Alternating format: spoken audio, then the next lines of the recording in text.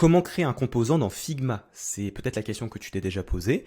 Déjà, à quoi sert un composant, hein? Donc, je vais te l'expliquer brièvement. Un composant, c'est un élément que tu vas pouvoir répéter sur plusieurs pages. Donc là, en l'occurrence, on a comme exemple une application mobile. Ça peut être une landing page, ça peut être également un site e-commerce, peu importe en tout cas.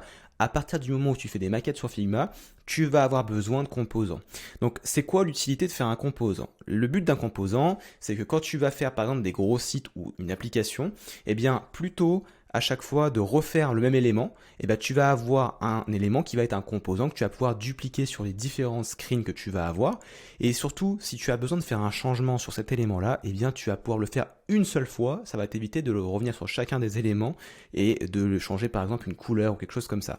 Je vais illustrer ce que je suis en train de te raconter. Par exemple ici, on est sur une application de rencontre que tu connais certainement.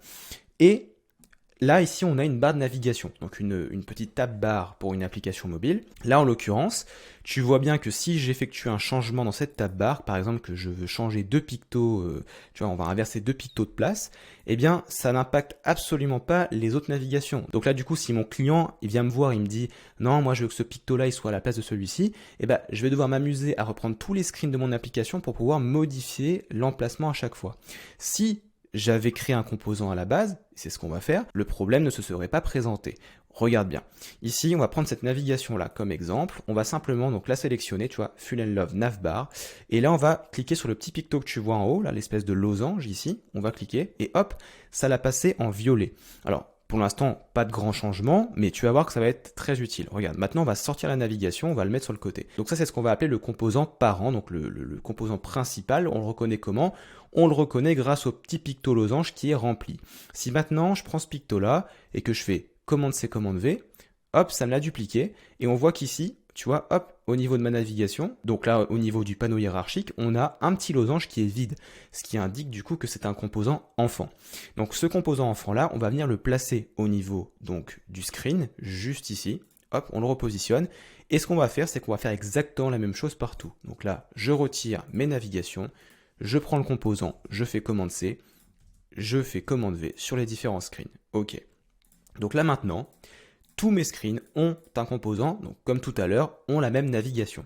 Si je retourne sur mon composant parent ici, et que là mon client il me dit, bon bah moi je veux inverser l'étoile avec le chat. Et bien là, regarde bien la magie opérée, tu sélectionnes donc le composant, enfin l'icône en question, et tu l'inverses.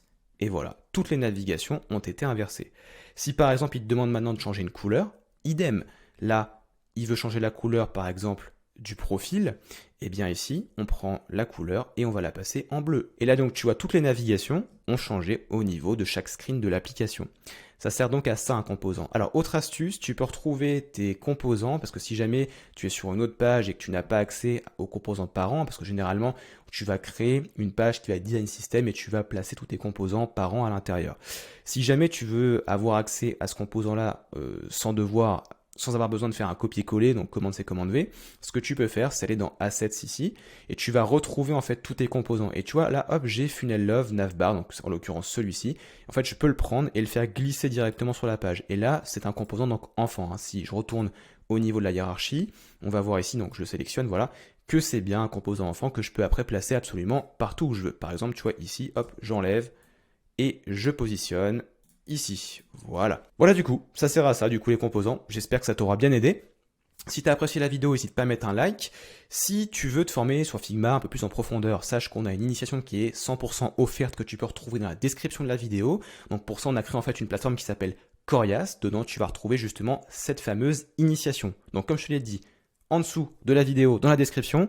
Moi, je te dis à très bientôt dans une prochaine leçon. Ciao.